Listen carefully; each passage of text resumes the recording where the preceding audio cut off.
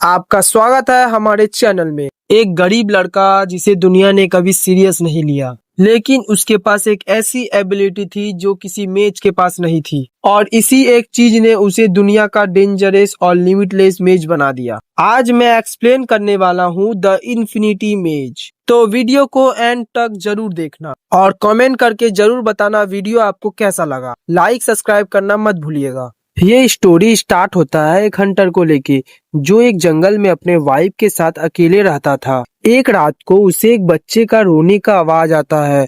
वो सोचता है इतने रात को जंगल के अंदर अपने बच्चे को लेके कौन आया है। थोड़ी देर सोचने के बाद उसे लगा इतने रात को जंगल में चोर के अलावा और कौन आ सकता है। जो भी आया है वो गलत घर में चोरी करने के लिए आ गया है। मैं इस जगह का सबसे ताकतवर हंटर हूँ। फिर वो एक कुल्हाड़ी लेता है और आस्ते आस्ते उस आवाज के पीछे जाता है जो उसके घोड़े के तवेले से आ रहा होता है। वो तवेले के पास पहुंच जाता है और दरवाजा खोलकर उन लोगों को मारने के लिए अंदर छलांग मारता है, लेकिन उसको अंदर जाकर पता लगता है कि यहाँ कोई नहीं है। वो तवेले में थोड़ा खोजता है तो उसे एक प्यारा सा बच्चा दिखता है जो उसके तवेले में कोई छोड़ के गया होता है। वो थोड़ा घबरा जाता है उस बच्चे को देखकर, इसीलिए वो उस बच्चे को उठा के देखने लगता है कि वो बच्चा जिंदा है कि नहीं। उसे उस बच्चे का दिल का आवाज सुनकर सुकून मिलता है, और इतना आवाज होने की वजह से उसकी वाइफ भी उठ जाती है। इसीलिए उसकी वाइफ तवेले में आकर अपने हस्बैंड से पूछती है इतना आवाज क्यों हो रहा है। इस हंटर का नाम था विंसेंट और उसकी वाइफ का नाम होता है ओलिना। विंसेंट अपने वाइफ को कहता है यहाँ कुछ नहीं हो रहा है, लेकिन उसका वाइफ बच्चे को देखकर कहती है ये बच्चा तुमको कहाँ से मिला। विंसेंट अपने वाइफ को सच नहीं बताना चाहता था, इसीलिए वो कहता है ये बच्चा हमें भगवान ने दिया है देखभाल करने के लिए। उन दोनों को बच्चा नहीं हो सकता था कुछ फिजिकल प्रॉब्लम की वजह से। वो दोनों फैसला करते हैं उस बच्चे का देखभाल करने का। उसके बाद हमें एक छोटा सा स्टोरी दिखाया जाता है एक मेज के बारे में। बहुत समय पहले इस किंगडम में एक मेज रहता था। इस किंगडम में ज्यादा बारिश नहीं होता था, इसीलिए यहाँ फसल भी नहीं हो पाता था। इसीलिए वहाँ के प्रजा और राजा उस मेज के पास जाके रिक्वेस्ट करते हैं बारिश करने के लिए। वो मेज अपने मैजिक से बारिश कर देता है, जिस वजह से वो लोग फसल उगा पाते हैं। तभी से वहाँ शुरू हुआ मैजिक का चर्चा और लोग मैजिक को महत्व देने लगे। और ये जो स्टोरी था वो एक बच्चा अपने किताब से पढ़ रहा था। ये वही बच्चा है जो हंटर को मिला था, और यही मेन कैरेक्टर है इस स्टोरी का, और इसका नाम सिरॉन था। सिरॉन को किताब पढ़ना बहुत पसंद था। वो हमेशा कोई ना कोई किताब पढ़ता रहता था जो उसके डैड काम के वहाँ से लाते थे। सिरॉन 12 साल का था। उसको मैजिक का किताब बहुत पसंद था।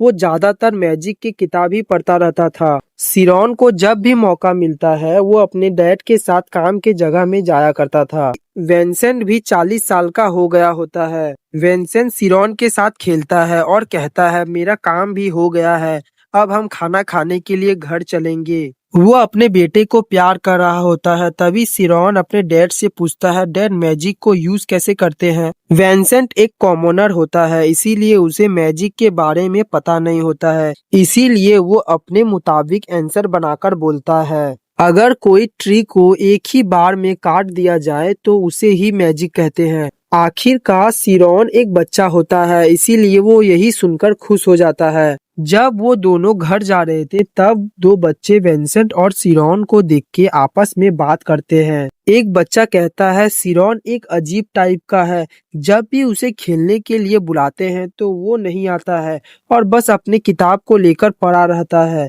दूसरा बच्चा कहता है मेरी मॉम ने कहा था सिरॉन असलियत में विंसेंट का खुद का बच्चा नहीं है। विंसेंट और उसकी बीवी को ये बच्चा कहीं मिला था। उसके बाद से वो दोनों बच्चे का देखभाल करने लगे। ये सब बात सुनकर विंसेंट बहुत ज्यादा गुस्सा हो गया होता है। विंसेंट सोचता है ये सब कुछ भी बोले, लेकिन सिरॉन मेरा खुद का बच्चा है, मैं उसे कभी भी अकेले नहीं छोड़ूंगा और मैं उसे अपने से दूर नहीं करूंगा। विंसेंट सिरॉन से कहता है, आज तुमने बहुत मदद किया, इसलिए मैं तुम्हें नेक्स्ट डे सिटी में ले जाऊंगा और सिरॉन का फेवरेट चीज खरीद देंगे। ये बात सुनकर सिरॉन बहुत खुश हो जाता है। फिर नेक्स्ट डे विंसेंट सिरॉन को लेकर सिटी में जाता है। ये पहली बार होता है जब सिरॉन सिटी में आया होता है। सिरॉन सिटी को देखकर बहुत खुश होता है। फिर वो जिस घोड़े गाड़ी में सिटी में आए थे उससे उतरकर वो एक बूढ़े आदमी के दुकान के सामने जाकर रुकते हैं। ये दुकान मार्टिन के ग्रैंडपा का होता है। विंसेंट सिरॉन को थोड़ी देर के लिए यहाँ रुकने के लिए कहता है क्योंकि विंसेंट को सिटी में कुछ काम था। इसीलिए विंसेंट काम खत्म करके सिरॉन के साथ उसके फेवरेट चीज खरीदने जाएगा। विंसेंट सिरॉन को और एक बात कहता है कि यहाँ थोड़ा ध्यान से रहना और यहाँ नॉवेल से बात मत करना। ये सब कह के विंसेंट सिरॉन को मार्टिस के ग्रैंडपा के दुकान में छोड़कर चला जाता है। सिरॉन बैठे बैठे बोर हो रहा था, इसीलिए वो मार्टिस के ग्रैंडपा का हेल्प कर देता है फ्रूट्स के प्राइस लिखने में। मार्टिस के ग्रैंडपा सोचते हैं इतनी कम उम्र में इतना कुछ जानता है, सिरॉन कितना इंटेलिजेंट है। तभी सिरॉन अचानक से पूछने लगता है, क्या आपको मैजिक के बारे में कुछ पता है? ग्रैंडपा उतना मैजिक के बारे में नहीं जानते थे क्योंकि वो कॉमनर है। इसीलिए ग्रैंडपा सिरॉन को मैजिक की किताब पढ़ने के लिए एक दुकान दिखाते हैं। उस दुकान में मैजिक की किताब होते हैं। इसीलिए सिरॉन ग्रैंडपा को कहता है, मैं थोड़ी देर में आता हूँ। सिरॉन उस दुकान में जाता है मैजिक की किताब को पढ़ने के लिए। ग्रैंडपा कहते हैं, जल्दी से पढ़ के यहाँ आ जाना। उसके बाद ग्रैंडपा को सिरॉन जो बुक दिया था उसे ग्रैंडपा खोल के देखते हैं। उसको पता चलता है सिरॉन रियल मैजिक की बात कर रहा था। ग्रैंडपा को लग रहा था कि सिरॉन मैजिक की कहानी के बारे में बोल रहा था और वहाँ सिरॉन दुकान के अंदर चला गया होता है। वो वहाँ से बुक निकालने की कोशिश करता है लेकिन स्टोर की मालकिन उसे बुक निकालने नहीं देती है और कहती है, ये बुक बहुत महंगा है, तुम अपने गंदे हाथ मत लगाओ इस बुक में। और उसने ये भी कहा था कि ये कोई कॉमनर का दुकान नहीं है, यहाँ नॉवेल्स आते हैं बुक खरीदने के लिए। सिरॉन को और भी बातें सुनाती है। तभी दुकान में एक नॉवेल आता है जो दुकान की मालकिन से बात करने लगता है और इसी टाइम सिरॉन जल्दी जल्दी बुक पढ़ने लगता है। उसे वो किताब पढ़कर कुछ न्यू इन्फॉर्मेशन नहीं मिलता है। वो ये सब पहले ही अपने किताब में पढ़ लिया था जो उसके डैड लेके आते थे। इसीलिए वो किताब को रखकर दुकान के बाहर आ जाता है और तभी वो देखता है एक नॉवेल बहुत किताब लेके कहीं जा रहा होता है और वो सब किताब कचरे में फेंक देता है। ये सब देखकर सिरॉन को लगता है कैसे इन नॉवेल के पास इतना फैसिलिटी है लेकिन कॉमनर्स के पास कुछ नहीं है। फिर वो कचरे में से एक किताब उठाता है और उसे पता चल जाता है कि उसके डैड वो किताबें कहाँ से लाते थे। फिर सिरॉन पास में कुछ नॉवेल्स को देखकर सोचता है, क्यों नॉवेल्स को इतना कुछ मिलता है और हमें नहीं मिलता। ये सब सोचते सोचते जब वो गेट के अंदर जाने लगता है तब उसे एक गार्ड रोक लेता है और पूछता है, तुम इस एरिया में क्या कर रहे हो क्योंकि यहाँ कॉमनर्स का आना मना है। और एक दूसरा गार्ड आकर कहता है, हमें इसका तलाशी लेना होगा, क्या पता ये एक जासूस है। सिरॉन को पता चल गया था कि वो कोई मुसीबत में पड़ने वाला है। इसीलिए जब वो दोनों गार्ड आपस में बात कर रहे थे तब वो अपना जैकेट का यूज करके भाग जाता है। फिर वो गार्ड्स उसे खोजने के लिए इधर उधर चले जाते हैं। जब वो गार्ड्स वहां से चले जाते हैं तो सिरॉन बाहर आता है और वो गंदा हो गया होता है और जब वो गार्ड के पास से भाग रहा था तब उसका जूता दीवार के पास जाके गिर जाता है। इसीलिए वो जब जूता पहनने के लिए दीवार के पास जाता है तो दीवार के उस पार से कुछ मैजिक के बारे में बात हो रही थी। ये सब बातें दीवार के उस पार से आ रहा था, इसीलिए सिरॉन को समझ में आ जाता है ये मैजिक स्कूल है। इसीलिए वो दीवार में चढ़ने लगा। दीवार के उस पार का सीन देखकर वो हैरान हो जाता है। दीवार के उस पार एक टीचर सभी बच्चों को मैजिक सिखा रहे होते हैं। वो टीचर लेवल 4 के मेज थे। सिरॉन दीवार के उस पार चला जाता है। सिरॉन आसपास देखता है तो उसे पता चल जाता है ये एक स्कूल है और वो ओल्ड मैन ये स्कूल का हेडमास्टर है। और अचानक से सिरॉन को देखकर सभी बच्चे घबरा जाते हैं और कहने लगते हैं, तुम यहाँ से चले जाओ, ये जगह कॉमनर्स के लिए नहीं है। हेडमास्टर सभी बच्चे को शांत करते हैं और सिरॉन से पूछते हैं, तुम यहाँ क्यों आए हो। फिर सिरॉन पूरी बात बताता है, मैंने मैजिक का साउंड सुना इसीलिए मैं मैजिक देखने के लिए यहाँ आया। सिरॉन हेडमास्टर से रिक्वेस्ट करने लगता है उसे एक बार मैजिक दिखाने के लिए। तो हेडमास्टर ने सिरॉन से पूछा, क्या तुमने कभी भी अपने लाइफ में मैजिक नहीं देखा? और सिरॉन तो ठहरा एक कॉमनर, इसीलिए वो कहता है मैंने कभी मैजिक नहीं देखा, लेकिन मैंने काफी मैजिक के बुक पढ़े हैं, इसीलिए मुझे मैजिक के बारे में थोड़ा पता है। ये बात सुनकर सारे बच्चे उस पे हंसने लगे, क्योंकि उस टाइम में कॉमनर्स को उतना फैसिलिटी नहीं मिलता था कि वो कोई बुक पढ़ सके। लेकिन हेडमास्टर ने सिरॉन को कहा, मैं तुम्हें एक मैजिक दिखा सकता हूँ। तो सिरॉन भी सिर झुकाकर रिक्वेस्ट करता है, प्लीज मुझे कुछ भी एक मैजिक दिखा दीजिए। फिर हेडमास्टर एक वाइड मैजिक कास्ट करते हैं। ये मैजिक इतना ताकतवर था कि वो सभी बच्चों को हवा में उठा देते हैं। सिरॉन पहली बार ऐसा मैजिक देखा था। जब वो आसमान में इधर से उधर हो रहा था तो सिरॉन बहुत डर जाता है। हेडमास्टर बिना चोट पहुंचाए सभी बच्चों को नीचे उतार देते हैं, लेकिन सिरॉन को हवा में ही रख देते हैं। और सिरॉन बहुत डर गया होता है, इसीलिए वो हाथ से अपने आँख को झाँप लेता है। ये देखकर सभी कोई हंसते हैं और हेडमास्टर भी उसे देखकर हंसने लगते हैं। ये सब देखकर सिरॉन थोड़ा इम्प्रेस हो गया होता है और हेडमास्टर से पूछने लगता है कैसे मैजिक को यूज करते हैं। इसीलिए हेडमास्टर उसे एक एग्जाम्पल देते हैं, लेकिन सिरॉन ये सब पहले ही किताब में पढ़ चुका होता है, इसीलिए वो कहता है मुझे पूरी तरह से बताइए ये काम कैसे करता है। वहाँ सभी बच्चे घबरा जाते हैं क्योंकि सिरॉन हेडमास्टर से रूडली बात कर रहा होता है, क्योंकि कोई भी टीचर हेडमास्टर से ऐसे बात नहीं करते हैं। लेकिन हेडमास्टर हंसते हुए अपने स्टूडेंट को कहते हैं अपने स्पीड जोन में जाने के लिए, और वो स्टूडेंट बहुत आसानी से अपने स्पीड जोन में चला गया होता है। ये दिखा के हेडमास्टर ने एग्जाम्पल के तरह कहा, मैजिक का जो स्टार्टेड पॉइंट होता है वो स्पीड जोन से होता है, और कोई भी मेज अगर मैजिक करना चाहे तो उसको सबसे पहले स्पीड जोन में जाना होगा। और स्पीड जोन एक ऐसा जोन है जो अपने आसपास के नेचर को समझता है और दूर के चीजों को देख सकता है। और ये स्पीड जोन अगर कोई अनलॉक कर सकता है तो वो बहुत ताकतवर हो जाता है, क्योंकि वो बहुत दूर की चीज को देख सकता है और छोटे छोटे चीज को भी देख सकता है। हेडमास्टर ये समझाने के लिए अपने हाथ में कुछ कॉइन्स को छुपा लेते हैं और उस बच्चे को पूछते हैं कि मेरे हाथ में कितने कॉइन्स हैं। वो लड़की आसानी से कह देती है कि आपके हाथ में 6 कॉइन्स है, और हेडमास्टर जब अपने हाथ खोलते हैं तो 6 कॉइन्स ही होते हैं। ये देखकर सिरॉन हैरान हो जाता है। हेडमास्टर सिरॉन से कहते हैं क्या तुम भी ये ट्राई करना चाहते हो? सिरॉन अपना सिर हिलाकर कहता है हाँ।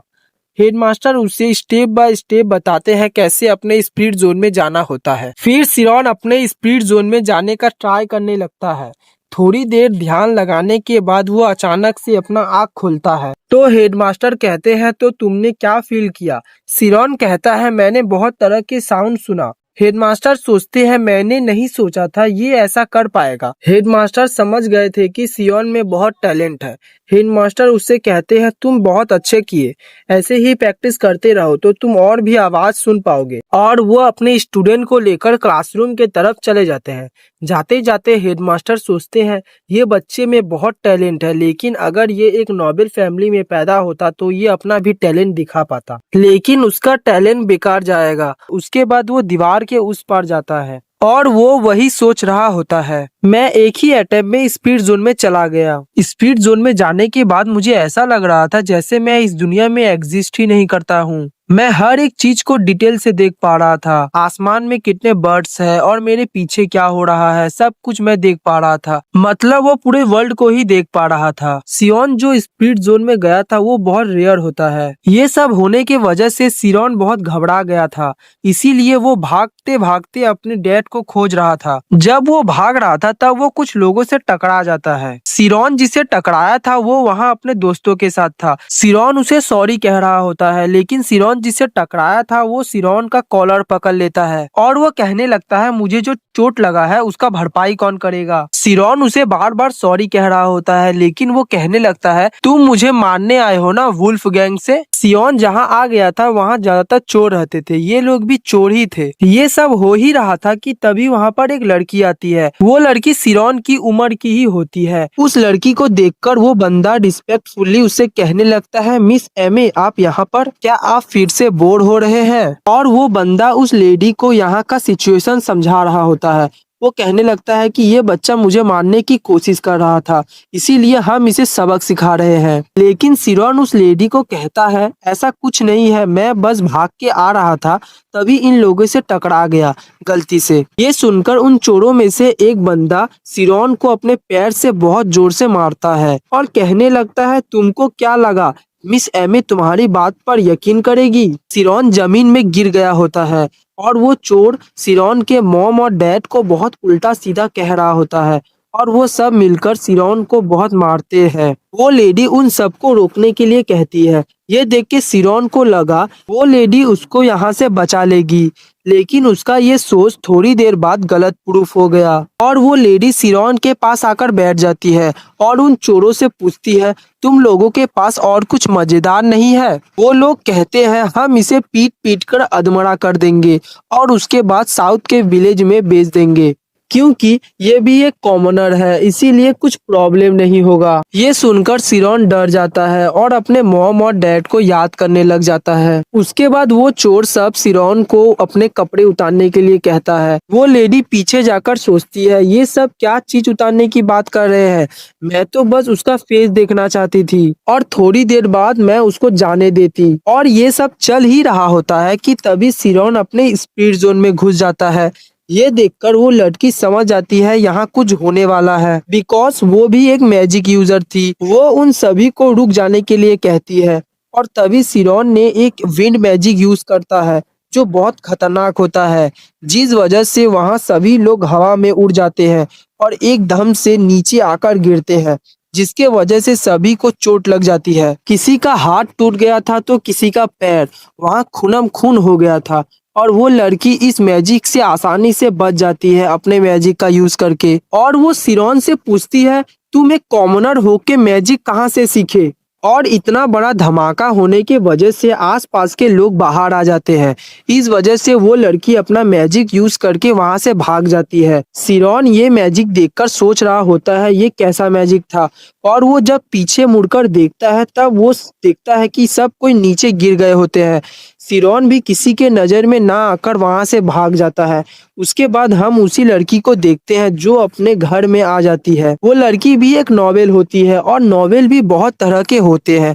ये लड़की फर्स्ट क्लास की नॉवेल थी। उसके डैड उससे पूछते हैं तुम आज फिर से घर जल्दी आ गई, क्या तुम फिर से अपना लेक्चर स्किप करके आ गई। वो कहती है मैं पहले ही वो सब जानती हूँ जो क्लास में पढ़ाया जा रहा है। फिर वो अपने रूम के तरफ जाने लगती है।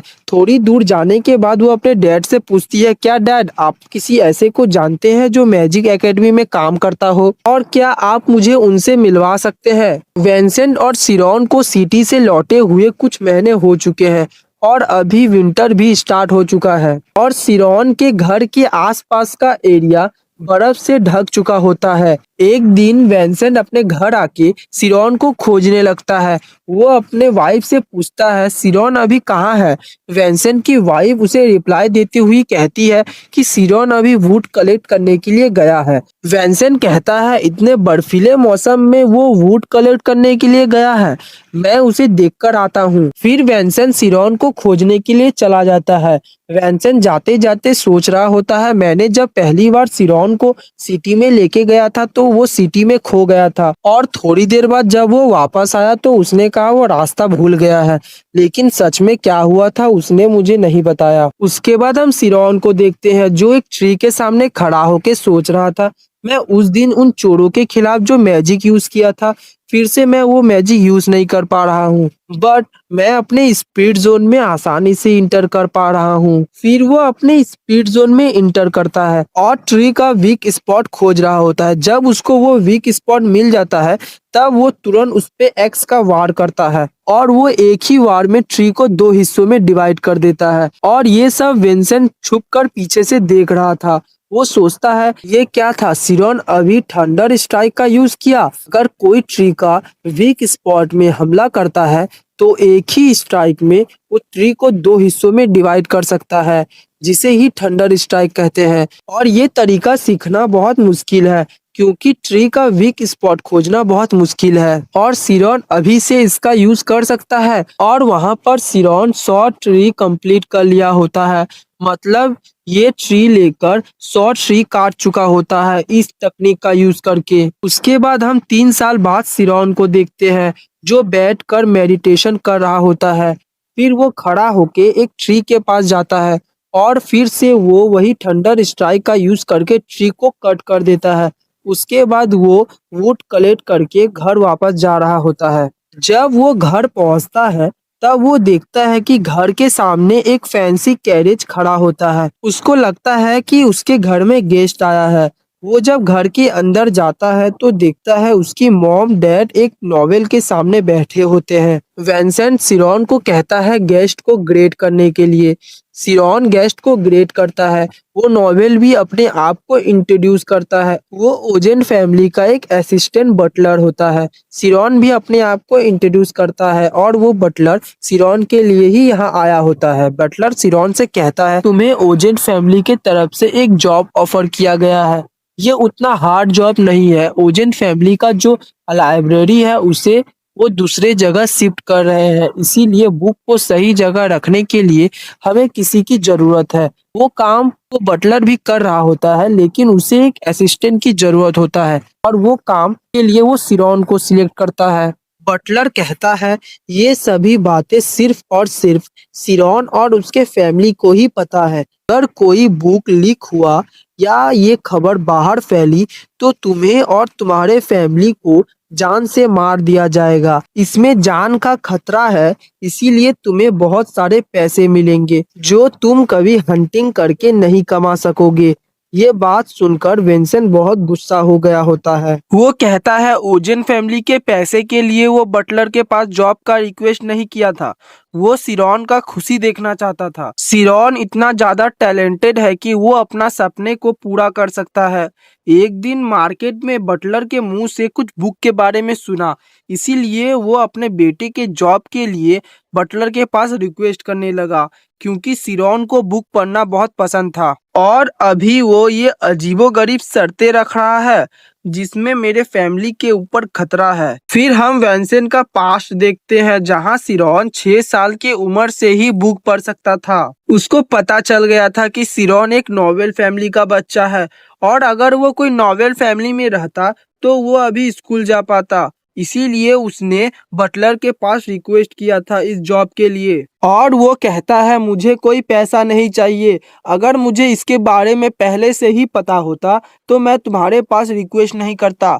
और वो चिल्लाकर उसे घर से बाहर चले जाने को कहता है। इस टाइम विंसेंट बहुत गुस्से में था। बटलर उसका बात सुनकर बाहर जा रहा होता है एंड खुद के मन में सोचता है यहाँ कुछ नहीं हो सकता, जो अपना जगह नहीं जानते इस दुनिया में। एंड बटलर जब गेट से बाहर निकलने ही वाला होता है कि तभी सिरॉन बटलर का ऑफर एक्सेप्ट कर लेता है। वो बटलर के हर एक कंडीशन को मान लेता है एंड वो ये भी कहता है कि ये बात बाहर में किसी को नहीं पता चलेगा और बुक की कोई इंफॉर्मेशन लीक नहीं होगी। और वो बटलर कहता है मैं 1 वीक के बाद फिर से आऊंगा।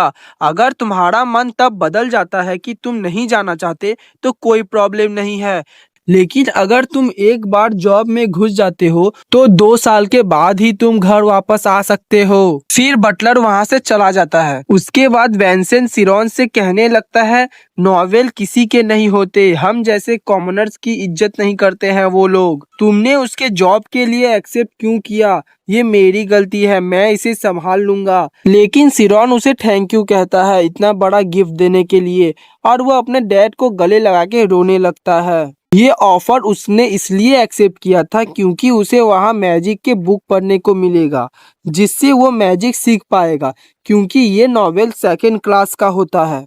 और उसके बाद विंसेंट और उसकी वाइफ रोने लगती है। सिरॉन के डैड कहते हैं 2 साल बाद तुम सेफली घर आ जाना। फिर देखते ही देखते 1 वीक बीत जाता है और ओजेन फैमिली से एक बटलर आता है सिरॉन को ले जाने के लिए। वो बटलर सिरॉन के डैड को एक पेपर देकर उसमें साइन करने को कहता है। विंसेंट साइन कर कर उसे पेपर लौटा देता है और वो बटलर बिना टाइम वेस्ट किए सिरॉन को लेके अपने गाड़ी की तरफ जाने लगता है। और सिरॉन जब गाड़ी में बैठकर जाने लगता है तो वो अपने स्पीड जोन को एक्टिवेट करके देखता है कि उसके मॉम और डैड बहुत रो रहे होते हैं और ये थोड़ा लंबा जर्नी होता है, इसीलिए वो बटलर सिरॉन को ओजेन फैमिली के बारे में बता रहा होता है। ये जो ओजेन फैमिली है वो किंगडम ऑफ थॉर्मिया के सीरी सिटी में लोकेटेड है। ये एक वॉरियर फैमिली होता है जो स्वॉर्डमैन्स को तैयार करता है। इस फैमिली से बहुत सारे ताकतवर स्वॉर्डमैन्स तैयार हुए हैं। ओजेन फैमिली के जो पहले हेड थे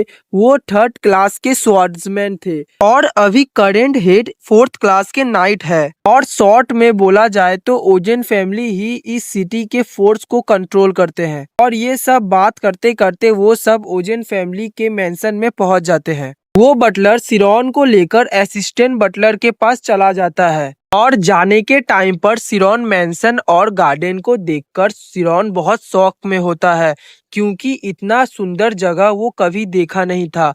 फिर वो असिस्टेंट बटलर के पास आ जाते हैं। वो असिस्टेंट बटलर उसे आज आराम करने को कहता है और उसे ये भी कहा कि यहाँ क्या क्या काम करना होगा और वो सिरॉन को लेकर ओजेन फैमिली के लाइब्रेरी में लेकर जाता है। और सिरॉन लाइब्रेरी को देखकर शॉक हो जाता है। इतने सारे बुक को देखकर वो सोच में पड़ जाता है। उसके बाद वो बटलर उसे सारा काम समझा देता है और सिरॉन भी सारा काम समझ लेता है। और सिरॉन बटलर से पूछता है ये सारा काम कब से स्टार्ट करना है। वो बटलर कहता है कल से ये सारा काम स्टार्ट होगा और उसे टाइम भी बता देता है कि सुबह के 9 बजे से शाम के 6 बजे तक तुम्हें काम करना होगा। उसके बाद नेक्स्ट डे से सिरॉन अपना काम करने लग जाता है और असिस्टेंट बटलर हर रोज उसके काम का रिपोर्ट लेता है, वो काम ठीक से कर रहा है कि नहीं। बटलर सिरॉन को अप्रिशिएट करता है और उससे पूछता है क्या तुम अभी भी ओवर टाइम काम कर रहे हो। सिरॉन कहता है हाँ, मैं अभी भी ओवर टाइम काम कर रहा हूँ। ये सुनकर असिस्टेंट बटलर कहता है थोड़ा अपने हेल्थ के ऊपर ध्यान देने के लिए ये सब रिस्पॉन्सिबिलिटी उसे ही उठाना होगा, इसीलिए अगर उसका हेल्थ खराब हो गया तो काम पे असर पड़ेगा। फिर वो वहां से जाने लगता है, लेकिन थोड़ी दूर जाने के बाद वो फिर से सिरॉन के पास आता है। सिरॉन को लगता है कि बटलर ने उसे देख लिया है क्या बुक पढ़ते समय। ओवर टाइम के समय वो बुक पढ़ता है तो वही वो सोच रहा है कि उसे बटलर ने देख लिया है कि बुक पढ़ते समय। लेकिन बटलर उसे कहता है लाइब्रेरी में बटलर के अलावा ओजेन फैमिली के हेड और फैमिली मेंबर भी आते हैं, इसीलिए उसे यूनिफॉर्म का अच्छे से केयर रखने को कहता है और ये भी कहता है कि उसका ये जो लॉन्ग हेयर है उसका कुछ करने के लिए। फिर वो चला जाता है। रात के समय सिरॉन लाइब्रेरी में बुक पढ़ रहा होता है, लेकिन बुक में उसे कुछ समझ नहीं आ रहा होता है क्योंकि बुक बहुत हार्ड था।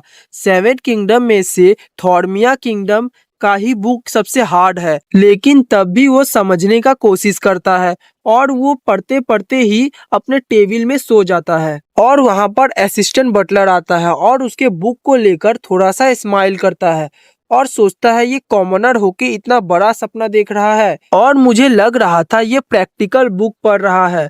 अगर ये वो बुक पढ़ रहा होता तो मैं इसे काम के बाद यहाँ आने नहीं देता। चलो, मुझे रिलीफ मिला ये जानकर। वो जाते जाते कहता है ये बेवकूफ है जो इतना बड़ा सपना देख रहा है। और ऐसे ही काम करते करते 3 महीने गुजर जाते हैं और 3 महीने में सिरन बहुत सारा नॉलेज यहाँ के मेल सर्वेंट से गेन कर लिया था और उसके साथ ही साथ ओजेन फैमिली का हिस्टोरिकल नॉलेज भी उसके पास होता है। ऐसे ही एक दिन जब वो काम कर रहा था तब एक मेल सर्वेंट आकर सिरॉन से कहता है मुझे कुछ बुक ले जाना है यहाँ से। सिरॉन उसे कहता है आप ले जा सकते हैं, लेकिन क्या ये सारा बुक यंग मास्टर के लिए है। वो बटलर इस बात पर हाँ कह देता है, लेकिन तभी सिरॉन उस बटलर को कहता है पिछले बार जब यंग मास्टर ने कई सारे बुक ले गए थे वो अभी भी वापस नहीं किए हैं। अगर गलती से भी उन्होंने उसे खो दिया है तो मैं बहुत ज्यादा प्रॉब्लम में फंस सकता हूँ। तो वो सर्वेंट सिरॉन से कहता है मैं इस बारे में कुछ नहीं कर सकता। मैंने बहुत बार यंग मास्टर से कहा है ये सारा बुक लौटा देने के लिए, लेकिन उन्होंने मुझसे कहा वो बाद में खुद जाकर ये बुक लौटा देंगे। इस बारे में मैं कुछ नहीं कर सकता क्योंकि वो नॉवेल्स है। वो नॉवेल्स कहाँ क्या चीज घुमा देते हैं, उन्हें उस चीज का परवाह ही नहीं है और बाद में हम सर्वेंट को ही ये सब भुगतना पड़ता है। और वो सर्वेंट जो बुक लेने आया था वो बुक लेकर चला जाता है और सिरॉन सोचने लगता है नॉवेल्स इस सब चीज के बारे में नहीं सोचते हैं, फिर भी उनके साथ झगड़ा करना समझदारी का काम नहीं होगा। सबसे अच्छा यही है कि मैं खुद के काम पर फोकस करूं। और ये सब सिरॉन सोच ही रहा होता है कि तभी लाइब्रेरी का दरवाजा कोई बहुत जोर से खोलता है और एक ब्लू हेयर बंदा दौड़कर सिरॉन के पास आता है। ये ब्लू हेयर बंदा ओजेन फैमिली का सबसे छोटा बच्चा था। उसका नाम रियन होता है। वो सिरॉन के पास आकर कहता है अगर कोई मेरे बारे में पूछे तो उसे मत बताना मैं कहाँ छिपा हूँ। और तभी वो सिरॉन के पास वाले डेस्क पे जाकर छिप जाता है। एंड उसके बाद एक ओल्ड मैन आकर सिरॉन से पूछता है क्या यहाँ पर कोई पीनट जैसा ब्लू हेयर बंदा आया है। और सिरॉन थोड़ा कंफ्यूज भी था, इसीलिए वो ओल्ड मैन से पूछने लगा आप कौन है। तभी वो ओल्ड मैन बोलता है वो उस ब्लू हेयर बच्चे का स्वॉर्ड मास्टर है जो उसे अभी पीटेगा और अगर तुम मार नहीं खाना चाहते तो तुम मुझे बता दो वो पीनट कहाँ छुपा है। और डर के मारे सिरॉन उसे बता देता है यंग मास्टर कहाँ छुपा है और वो ओल्ड मास्टर उसे वहां से पकड़ कर ले जाते हैं। ये देखकर यंग मास्टर बहुत गुस्से में था। वो सिरॉन को वार्न कर देता है कि ये जो काम उसने किया है वो सही नहीं किया, बाद में तुम्हें इस बात का पछतावा होगा। उसके बाद सिरॉन खुद का काम करने लगता है। उसको बाद में पता चल जाता है कि वो स्वॉर्ड मास्टर यंग मास्टर को लेकर माउंटेन में चले गए थे ट्रेनिंग करवाने के लिए। इसी बीच सिरॉन भी बहुत सारा किताब पढ़ लिया होता है। अभी उसे बुक पढ़ने में उतना प्रॉब्लम नहीं आ रहा था जितना उसे पहले आता था, क्योंकि पहले उसे एक बुक पढ़ने में 20 दिन से ज्यादा समय लग जाता था और अभी 4 महीने में वो 82 बुक्स पूरी तरह पढ़ लेता है। और इतने सारे बुक पढ़ने से उसे मैजिक के बारे में और भी इंफॉर्मेशन मिलता है और वो अपने स्पीड जोन के बारे में और भी समझ पाता है। ये सब वो सोच ही रहा होता है कि तभी लाइब्रेरी का दरवाजा कोई जोर से खोलता है और ये वही ब्लू हेयर वाला बंदा होता है। वो बहुत ही गुस्से में था। वो सिरॉन के पास आकर उसका कॉलर पकड़ लेता है और उसे कहने लगता है मैंने तुमसे एक फेवर मांगा और तुमने मेरा छुपने का जगह उसे बता दिया। क्या तुमको पता है मैंने कितना परेशानी झेला, बार बार एक ही चट्टान में चढ़ रहा था। इस सब की वजह तुम हो तो तुमको इसका सजा भुगतना ही पड़ेगा। सिरॉन कहता है तो मैं तुम्हारे लिए क्या कर सकता हूँ। फिर वो यंग मास्टर उसे उसके पीछे आने को कहते हैं। सिरॉन को वो ट्रेनिंग ग्राउंड में लेकर आता है। सिरॉन को लगता है कि वो उसे यहाँ मारेगा, तो वो सोचता है चुपचाप ये सहन कर लेगा क्योंकि मरने से तो अच्छा है मार खा लेना। लेकिन वो यंग मास्टर उसे एक वुडन स्वॉर्ड देता है और उसके साथ फाइट करने को कहता है।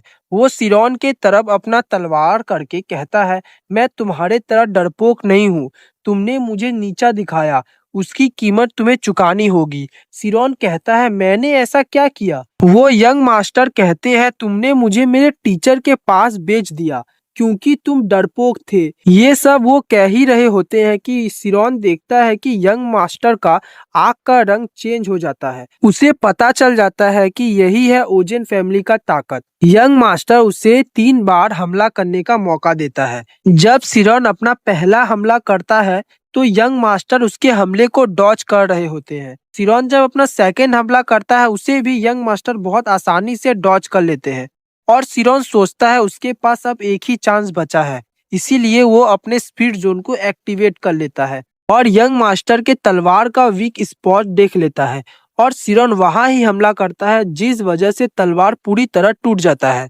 बस उसका ही तलवार नहीं टूटा था, सिरॉन का भी तलवार टूट जाता है। ये देखकर यंग मास्टर सोच में पड़ जाते हैं कि वो बंदा जिसे तलवार भी पकड़ना नहीं आता वो मेरा तलवार को तोड़कर मुझे हरा कैसे सकता है। तभी यंग मास्टर सिरॉन से पूछते हैं तुमने तलवार चलाना कहाँ से सीखा। और सिरॉन भी यंग मास्टर को एक्सप्लेन करने लगा कि जब वो अपने गांव में रहता था तो वो अपने डैड के साथ लंबर एरिया में जाकर अपने डैड का हेल्प करता था और मैं ट्री काटने में बहुत वीक था, तो इसीलिए मेरे फादर ने मुझे ये टेक्निक सिखाई जिसे थंडर स्ट्राइक कहते हैं। इस तकनीक का यूज करके एक ही स्ट्राइक में ट्री को काट सकते हैं। ये सुनकर यंग मास्टर और भी गुस्से में हो जाते हैं और मन में सोचने लगते हैं ये सेम टेक्निक का यूज उसका ब्रदर भी करता है, लेकिन ये तकनीक उसने अपने फैमिली से सीखा है और उसका ब्रदर उसे हमेशा स्वॉर्ड फाइट में इस तकनीक का यूज करके हरा देता है। उसके ब्रदर के पास टैलेंट है जिस वजह से उसे फैमिली मेंबर बहुत पसंद करते हैं। इसीलिए सिरॉन भी उसे अपने ब्रदर की तरह लगता है जो उसे बुली करेगा। इसीलिए वो इस हार को मानना नहीं चाहता था और वो सिरॉन को एक और फाइट के लिए चैलेंज करता है, लेकिन इस बार वो असली स्वॉर्ड का यूज करने वाले थे। यंग मास्टर सिरॉन से कहा 1 महीने बाद ठीक इसी जगह हमारा फिर से फाइट होगा और इस बार असली स्वॉर्ड का यूज होगा और वो सिरॉन को एक असली स्वॉर्ड देता है और वहां से चला जाता है। उसके बाद दूसरे दिन सिरॉन लाइब्रेरी में बैठकर सोच रहा था कि वो बहुत बड़ा मुसीबत में पड़ गया है। सिरॉन बहुत गिल्टी फील कर रहा था क्योंकि उसे पता था कि यंग मास्टर के पास कोई टैलेंट नहीं है। इसीलिए अक्सर उसके फैमिली मेंबर उसका कंपेयर उसके ब्रदर के साथ करते थे। इसीलिए वो बहुत गिल्टी फील कर रहा था। वो सोच लिया था कि इस बार जो फाइट होगा उसमें सिरॉन यंग मास्टर के हमलों को बस डॉज करेगा। इसीलिए सिरॉन लाइब्रेरी में बुक खोजने लगता है जिसमें वो डॉज करने का तरीका सीख सके। उसके बाद हम यंग मास्टर को देखते हैं जो बहुत ही हार्ड ट्रेनिंग कर रहा था। वो किसी भी कीमत पे सिरॉन से हारना नहीं चाहता था और एक ट्रेनिंग खत्म होने के बाद भी वो अपने टीचर को और हार्ड ट्रेनिंग देने को कहता है। टीचर उससे पूछते हैं क्या कुछ हुआ है, लेकिन यंग मास्टर उसे कहा नहीं कुछ नहीं हुआ है। लेकिन टीचर सोचता है क्या रे ने फिर से कोई न्यू स्किल सीखा है, लेकिन पहले ही वो अपने सीमा को अवेकन कर चुका है। फिर टीचर ने यंग मास्टर से कहा अगर तुम मर जाते हो तो ये मेरा रिस्पॉन्सिबिलिटी नहीं है। फिर वो ट्रेनिंग करने लगते हैं और वहाँ सिरॉन भी लाइब्रेरी में इधर उधर बुक खोजने लगता है, ऐसा कोई बुक मिल जाए जिसमें डॉज करने का तरीका हो। और तभी उसे एक बुक मिलता है जिसमें स्वॉर्डमैनशिप के तरीके लिखे हुए थे। इस बुक में एक तरीका लिखा हुआ था जिसे स्वॉर्ड्समैन सीमा कहते हैं। जैसे मेज का अपना स्पीड जोन है वैसे ही स्वॉर्ड्समैन का अपना सीमा है। ये ठीक स्पीड जोन की तरह ही होता है। जिस स्वॉर्ड्समैन का सीमा जितना ताकतवर होगा उतना उसका स्वॉर्ड स्किल भी इम्प्रूव होगा। सिरॉन इसको पढ़कर उसे ट्राई करने के लिए बाहर जाता है और अपने तलवार को लेकर प्रैक्टिस करने लगता है। और वहां पर यंग मास्टर भी हार्ड ट्रेनिंग करते करते सोच रहे थे कि मैं क्यों सीमा का यूज नहीं कर सकता। वो और भी जोर जोर से ट्रेनिंग करने लगते हैं जिस वजह से उसके हाथ से खून भी निकलने लग जाता है। ये देखकर उसके टीचर बहुत खुश हो रहे थे क्योंकि वो पहली बार इतना मेहनत कर रहा था, लेकिन उसके हाथ से खून निकल रहा था। इसीलिए उसके टीचर उसे आराम करने को कहते हैं। अगर वो इसी तरह ट्रेनिंग करता रहा तो उसकी बॉडी को बहुत चोट पहुंचेगा। वो दोनों ही अपने अगले फाइट के लिए ट्रेनिंग कर रहे होते हैं और ग्राउंड में सिरॉन अपने स्वॉर्ड से प्रैक्टिस कर रहा होता है और उसके साथ साथ ये भी सोच रहा होता है कि कैसे ये स्वॉर्ड्समैनशिप इन्फिनिटी तक जाता है। स्वॉर्ड्समैनशिप का जो तकनीक है वो same to same speed zone के तरह है। सिरॉन सीमा का यूज करके स्वॉर्ड्समैनशिप का तकनीक को और भी अच्छे से जान पाता है। उसके बाद सिरॉन ट्रेनिंग को रोककर आसमान की तरफ देखकर सोचने लगता है कि अगर इस फाइट में कुछ गलत होता है तो सिरॉन अपने मॉम डैड को कभी देख नहीं पाएगा और वो अपने मॉम डैड को सॉरी कहता है। और उसके बाद 1 महीने बीत जाते हैं और वो दोनों ही बहुत अच्छे से ट्रेनिंग किए होते हैं। फिर 1 महीने बीत जाने के बाद वो दोनों अपने अपने स्वॉर्ड को लेकर आमने सामने खड़े होते हैं। यंग मास्टर अपने पिछले फाइट में हारने के वजह से वो बहुत गुस्से में होता है और अचानक से वो सिरॉन के ऊपर हमला कर देता है, लेकिन सिरॉन सीमा का यूज करके यंग मास्टर के हमलों को आसानी से डॉज कर लेता है। सीमा की वजह से वो यंग मास्टर के सारे हमले को पहले से प्रिडिक्ट कर लेता है। ऐसे ही करते करते वो यंग मास्टर के बहुत सारे हमलों को ब्लॉक कर लेता है। ये देखकर यंग मास्टर सोचता है कैसे कोई 1 महीने में इतना अच्छा स्वॉर्ड चलाना सीख सकता है। और ऐसे ही करते करते सिरॉन और यंग मास्टर के बीच में फाइट चलता रहता है। यंग मास्टर सिरॉन के ऊपर बहुत सारा स्ट्राइक कर रहा होता है और सिरॉन भी उन सभी स्ट्राइक को ब्लॉक कर रहा था, लेकिन जितना टाइम गुजरता गया उतना ही यंग मास्टर का हमला फास्ट हो रहा था, जिस वजह से सिरॉन का चेस्ट में छोटा सा कट लग जाता है।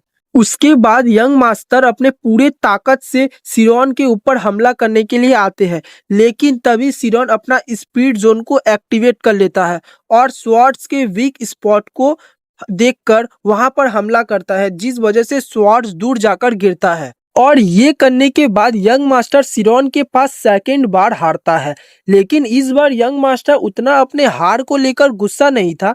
वो अपने मन में सोचता है वो फिर से कैसे हार सकता है वही सेम बंदे के साथ। यंग मास्टर अपना हार मान लेता है और सिरॉन को कहता है तुम जीत गए हो तो तुम मेरे साथ कुछ भी कर सकते हो। अगर तुम मुझे मारने का डिसाइड करोगे तो मैं तुम्हें तब भी कुछ नहीं बोलूंगा। ये सुनकर सिरॉन कंफ्यूज हो जाता है और यंग मास्टर से कहने लगता है अगर मैं तुम्हें मार दूंगा तो तुम्हारा फैमिली मुझे छोड़ देगा। ये सुनकर यंग मास्टर भी कंफ्यूज हो जाता है और वो दोनों एक दूसरे को ब्लेम करने लगते हैं इस फाइट को लेकर कि किसके वजह से ये फाइट शुरू हुआ। थोड़ी देर झगड़ा करने के बाद यंग मास्टर को समझ आ जाता है कि ये झगड़ा उसके वजह से ही शुरू हुआ था और सिरॉन नीचे बैठकर रोने लगता है क्योंकि इस फाइट की वजह से वो बहुत डर गया था। यंग मास्टर उसे देखकर अपने मन में सोचते हैं कि ये मेरे बड़े भाई की तरह नहीं है जो जीतने के बाद मेरे ऊपर हंसता था।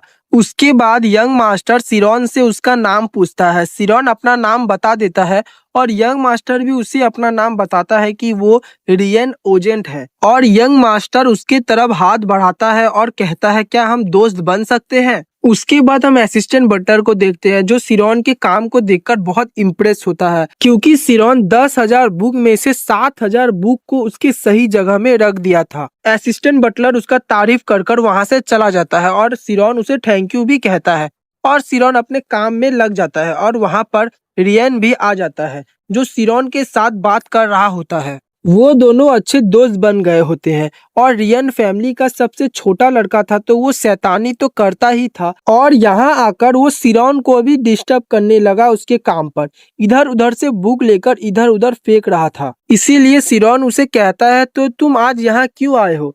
रियन कहता है मेरा ट्रेनिंग हो गया था इसीलिए मैंने सोचा लाइब्रेरी आकर कुछ बुक पढ़ लूं। फिर वो दोनों बुक पढ़ने लगते हैं। कुछ देर बुक पढ़ने के बाद रियन कहता है कि ये बुक कितना बोरिंग है। सिरॉन कहता है तुमने एक पेज भी ठीक से नहीं पढ़ा है तो तुम बताओ स्वॉर्ड्समैन और मैजिशियन में से कौन जीतेगा। और पास में से कोई कहता है ऑब्वियसली स्वॉर्ड्समैन ही जीतेगा और वो ओजेन फैमिली का सेकेंड यंग मास्टर होता है रे। रियान कहता है तुम तो स्वॉर्ड्समैन का ही साइड लोगे क्योंकि तुम भी तो एक स्वॉर्ड्समैन ही हो। रे उसे इग्नोर करता है और सिरॉन से पूछता है तो तुम क्या सोचते हो इसके बारे में। सिरॉन थोड़ा सोचता है और उसके बाद कहता है अगर स्पीड जोन का यूज किया जाए तो मैजिशियन के पास स्वॉर्ड्समैन से ज्यादा एडवांटेज रहता है। वो स्पेल कास्ट करके बहुत ही आसानी से स्वॉर्ड्समैन को हरा सकता है। लेकिन तभी रे कहता है तुम गलत हो। ये सही है कि मैजिशियन बहुत ताकतवर होते हैं लेकिन उनका एक कमजोरी है जो मैजिशियन ने खुद तैयार किया है। बहुत पहले एक एंटी मैजिक आर्मर पहनाया जाता था स्वॉर्ड्समैन को जिससे मैजिशियन का मैजिक्स उनके ऊपर काम ही नहीं करता था क्योंकि स्वॉर्ड्समैन का कोई वीक स्पॉट्स ही नहीं होता था। तो तब स्वॉर्ड्समैन मैजिशियन को हरा देते थे और ये आर्मर बहुत महंगे आते थे क्योंकि मैजिशियन को इसे बनाने में बहुत सारा रिसोर्सेस लगता था और बहुत टाइम भी लगता था। और रे मैजिशियन को नीचे दिखाते हुए ये कहने लगा कि वो पैसे के लालच में खुद का कमजोरी को बेचते हैं। ये सुनकर सिरॉन को थोड़ा गुस्सा तो आता है लेकिन वो कुछ नहीं कर सकता, इसीलिए वो एक लॉजिकल आंसर देता है कि हर एक मैजिशियन वो एंटी मैजिक आर्मर इसीलिए नहीं बनाया था कि उन्हें पैसा मिले, कमजोरी को नहीं बेच रहा था वो लोग, बल्कि वो इसीलिए बनाया था कि जो मैजिशियन को स्कूल में ट्रेनिंग दिया जाता था तो उसमें उनके मैजिक को कंट्रोल में रख सके। इसका मतलब ये नहीं कि एंटी मैजिक आर्मर को पहन लेने से स्वॉर्ड्समैन मैजिशियन को हरा सके। और ये आर्मर एक मैजिशियन ही बनाता है तो उसे इसका कमजोरी भी पता होता है। और ये सारा बात सुनकर रे कुछ कह ही नहीं पाता है और वहां से चला जाता है। जाते जाते कहता है कि ये किताब में ही सच है, रियल लाइफ में स्वॉर्ड्समैन ही जीतेगा और वो चला जाता है। खुद के भाई का ऐसा चेहरा देखकर रियन बहुत ही खुश होता है और इसलिए वो सिरॉन का तारीफ भी करता है क्योंकि ये पहली बार था कि उसका ब्रदर बिना जवाब दिए चुपचाप यहाँ से चला जाता है और वो बहुत ही हंस रहा होता है।